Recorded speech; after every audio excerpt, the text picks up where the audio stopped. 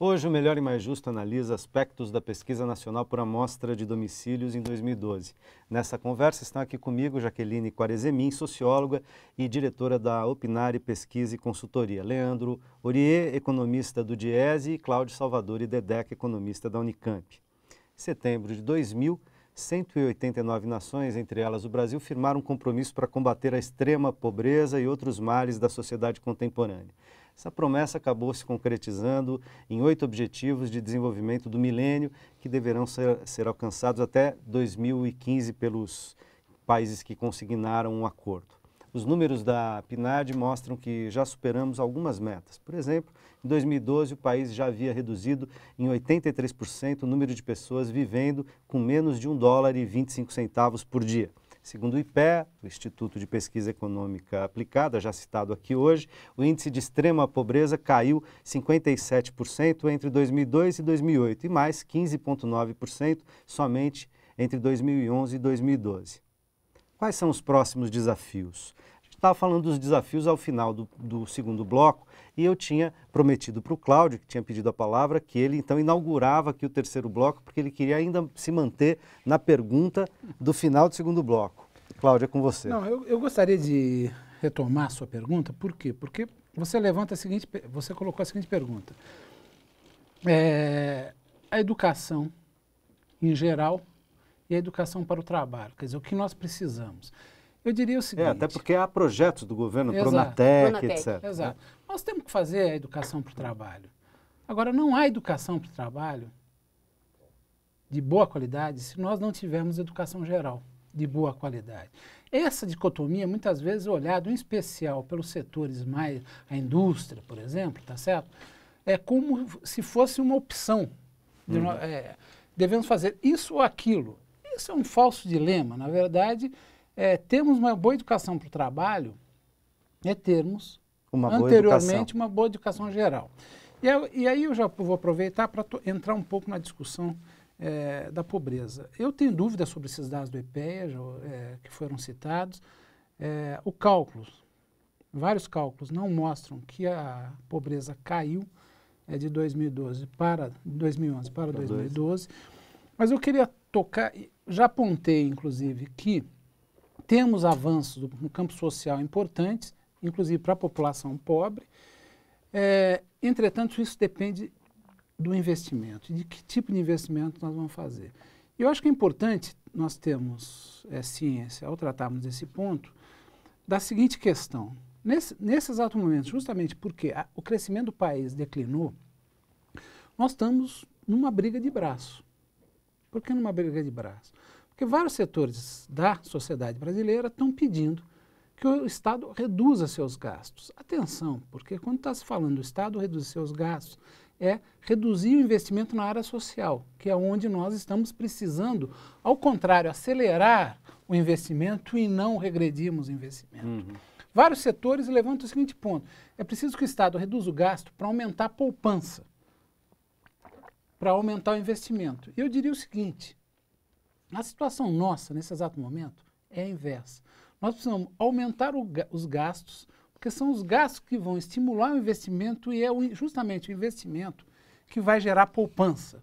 Isso é importante, porque nós estamos numa situação de embate entre uma visão conservadora, que pede redução do gasto, que caso o Estado faça, significará provavelmente uma reversão do movimento de redução da desigualdade e, mais do que isso, provavelmente uma estagnação mais prolongada da queda da pobreza. Jogará contra as políticas sociais e a favor dos interesses do mercado. Do interesse do mercado e, em especial, do interesse financeiro, porque os maiores interessados na redução do gasto público, tá certo? É justamente o setor financeiro que pede, na verdade, uma taxa de juros exuberante interna para ganhar mais.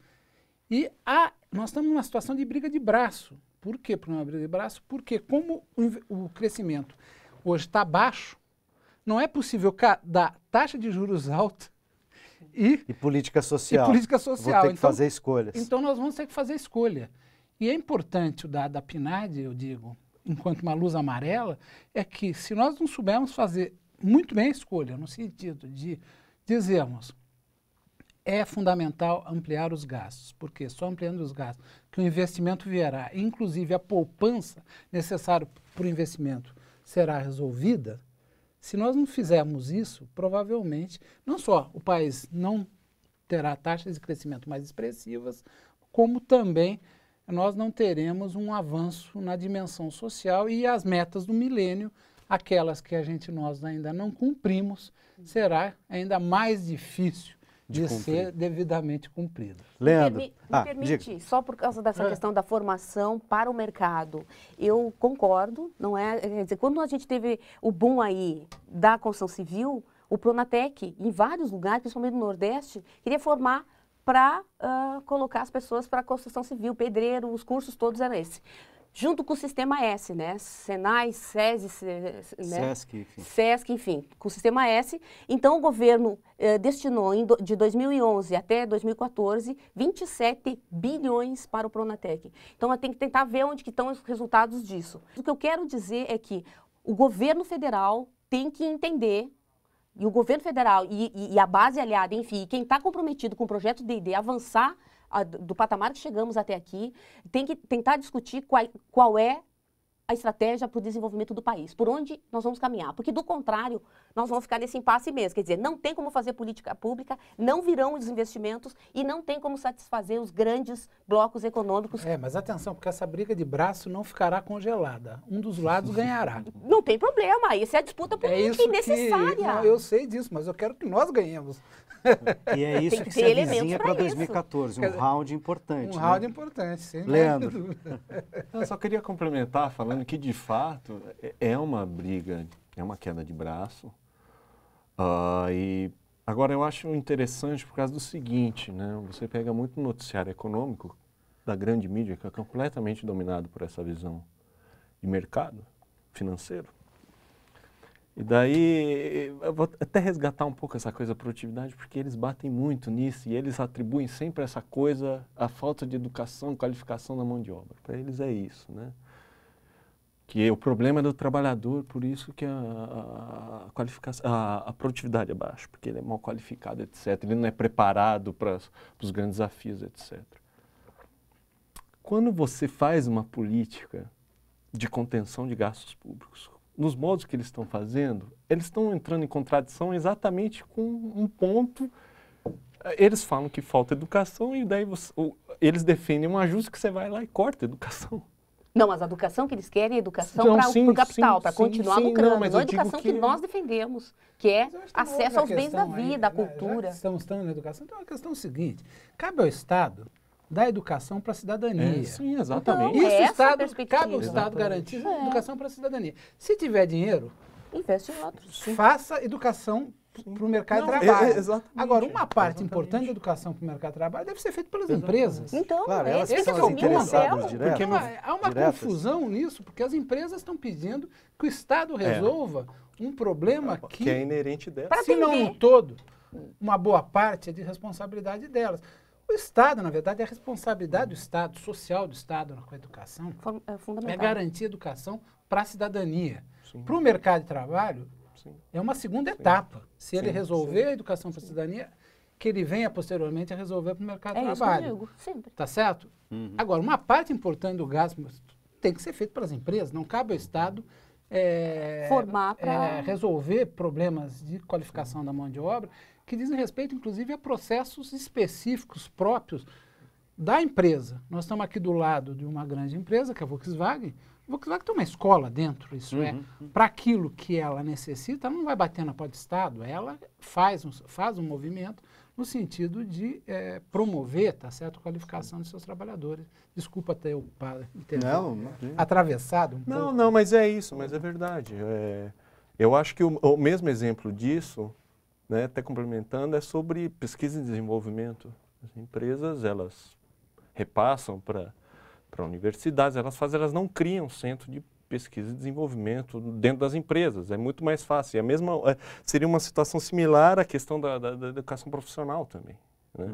Em vez de ela formar conforme, ela pede que o Estado forme. Então, daí o Estado, além de ser cobrado, aí com razão, de formar uma educação para a cidadania boa, adequada, e isso todo mundo cobra, os setores econômicos específicos cobram que, além disso, ou no limite, se tiver que escolher entre um e outro, escolha o lado dele, a educação voltada para o trabalho. Só que, na verdade, eu acho que já foi dito aqui por todo mundo, a educação do trabalho ela só vai ter vazão, ela só vai conseguir, de fato, atingir objetivos se, de fato, ela tiver uma educação formal, normal, boa. Isso não tem jeito. E também o Estado, de alguma forma, ele tem que elevar e tem também que contextualizar de melhor forma essa discussão que ela faz junto do setor econômico, de que também é um pouco atribuição dos setores econômicos, das empresas também fazer esse tipo de papel. Quer dizer, a gente conseguiu um monte de avanços, esse monte de avanços nos coloca na iminência de um salto. E aí está a luz amarela, né? A luz amarela, me parece, pelo que vocês disseram, que se coloca nesse lugar. O Brasil terá a condição de dar esse salto? Quais são as condições de possibilidade para a gente dar esse salto de qualidade, para a gente, de novo, poder sair do amarelo e voltar para o verde? Olha, eu diria o seguinte, em grande medida está no desenho de um pacote de investimentos, seja na área produtiva, mas fundamentalmente na área social.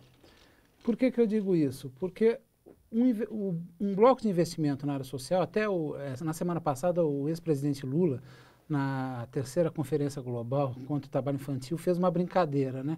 Ele disse, quando nós gastamos com os ricos, isso é investimento. Quando gastamos com os pobres, é dar esmola. Então, que é um equívoco, na verdade, quando eu ponho dinheiro na saúde, ponho dinheiro na educação, eu estou fazendo investimentos extremamente importantes.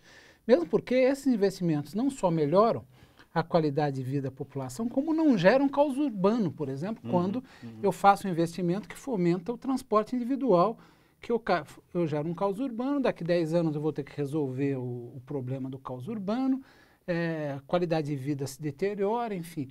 Eu estou olhando investimentos extremamente importantes do ponto de vista da qualidade de vida presente e futura. Eu acho que nós, em grande medida, o governo tem trabalhado para isso. Agora, nós temos que olhar que o embate político, tá certo, é muito mais complicado e o governo é biombo também dessa disputa. Claro, né? vidraça. E interesses, eu diria, conservadores da sociedade brasileira estão pedindo o quê? Estão pedindo que o governo abandone justamente o investimento na área social, porque esse investimento estaria comprometendo o investimento na área produtiva, que é um grande equívoco. Qual é o grande desafio, eu diria, hoje, é nós consolidarmos um padrão de investimento robusto. Social relevante. Relevante, robusto, que transforme de modo substantivo as condições de habitação, as condições de saúde, as condições de educação, o transporte público, tá certo? Porque se nós fizermos isso, não só estaremos melhorando as condições de vida da população, como certamente estaremos atuando nos setores que podem dar a maior contribuição para um crescimento mais expressivo e sustentável de longo prazo, tá certo? Então, eu diria que esse é o grande desafio, mas, obviamente, depende do jogo político. Leandro, rapidamente, por favor. Eu concordo com essa visão. Eu acho que você tem uma discussão de fundo sobre o investimento, e aqui eu falo tanto sobre a questão produtiva como a questão do gasto social, do ponto de vista do investimento social, de infraestrutura urbana, etc., porque isso é avanço social também, de uma outra forma, né? Porque a gente se vincula muito à questão monetária, mas a questão que é um bloco de coisas. E vejo que o grande desafio, eu peguei, eu vou terminar falando que eu peguei esses dados da PNAD, é isso, ele tem avanço, ele estagna em certas coisas, e eu associei muito com uma coisa de uma subida, né? Você está subindo com um carro, né? Daí o carro meio que desacelera, e daí o carro seria, os avanços do mercado de trabalho. Daí geralmente o que acontecia no Brasil? Você Voltava você voltava abaixo. ladeira abaixo. Né? Eu acho que a década de 90, depois de todo um processo de semi-estruturação do mercado de trabalho que você teve, da CLT até começo da década de 80, e esse ano, pelo menos esse ano, ele parou. Mostra que eventualmente puxa o freio de mão, mas é capaz de retomar a subida. Eu acho que o desafio do curto prazo é isso, é articular um bloco de investimento tanto produtivo como social, e aí vai entrar o debate político, ideológico e de interesse econômico, para que esse carro consiga continuar avançando e não retroceder. Jaqueline, rapidamente, nós estamos com o tempo estourando. Vou na mesma linha, não é? Quer dizer, o debate político que se coloca para a eleição do ano que vem, já mostrou aí os seus primeiros, não é, sinais aí com a definição de candidatura, inclusive dois nomes que se destacaram recentemente, um do Norte e do Nordeste, quer dizer, que mostra também que os indicadores dos investimentos melhoraram muito lá na política das duas últimas gestões, não é? Eu acredito que o debate vai ser mesmo ideológico e tem que ser, porque até para que os partidos que se colocam nesse campo de avanços sociais evidenciem melhor as suas posições, não é? Esse é o grande diferencial mesmo, são as questões sociais, porque elas é que dão sustentação para qualquer outro desenvolvimento. Se você não tiver saneamento, saúde, educação, não é que são coisas básicas, uma renda mínima, a gente está falando do quê? Desenvolvimento para quem? Eu agradeço muitíssimo a presença de vocês e agradeço também a você que nos acompanhou até aqui. Logo, o conteúdo desse programa estará disponível no nosso portal, onde você pode sugerir temas e rever outros debates que já fizemos por aqui. Acompanhe nossa programação também pelas redes sociais, facebook.com/RedeTVT e pelo Twitter, @RedeTVT. A gente se encontra na próxima quinta ou a qualquer momento pela internet. Forte abraço!